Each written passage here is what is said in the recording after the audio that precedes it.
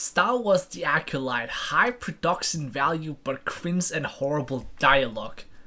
When in that fucking first 2 episodes were there any moment of high production value, it looked like a cheap fan film. How they spent 180 million on that pile of garb, I do not know. Now let's read this review right here. Let's see if he goes a little bit more into detail. There are two positive traits here. The production value is mostly high. No. And as always, with Star Wars, the sound design and music score is great.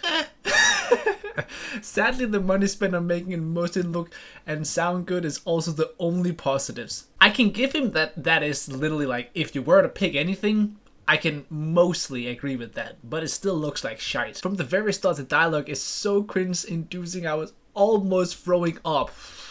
Alright, this feels like it's been written by a 19-year-old fangirl of Darth Kennedy.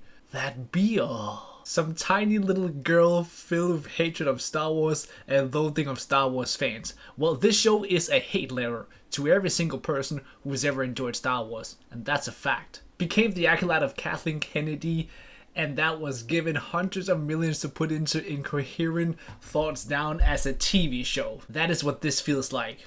You know what it feels like? Spreading your legs and someone just kicking you as hard as humanly possible right in the nuts, bro. And then after the person is done and you fall into the ground, they then once again stomp you on your nuts and then kick you in your face, bro, and then spit on you. And then fucking 45,000 people just lines up in a row and just keeps on going, bro. That's the level of disrespect this show is.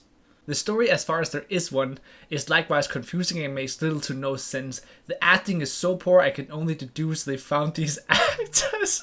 I use the term very loosely in a parking lot of KFC. Yeah, that's pretty disrespectful towards KFC. I think KFC has a little bit higher standard than that. And this show we got fire in space.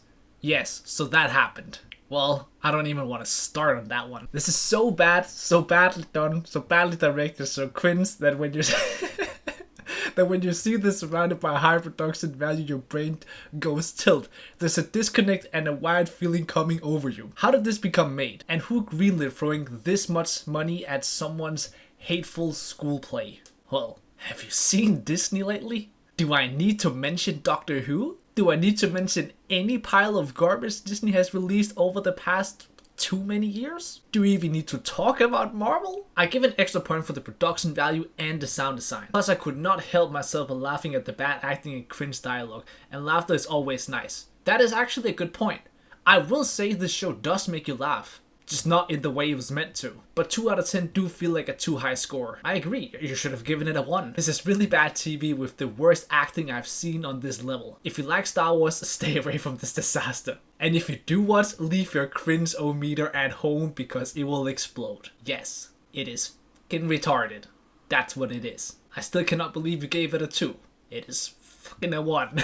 It is trash.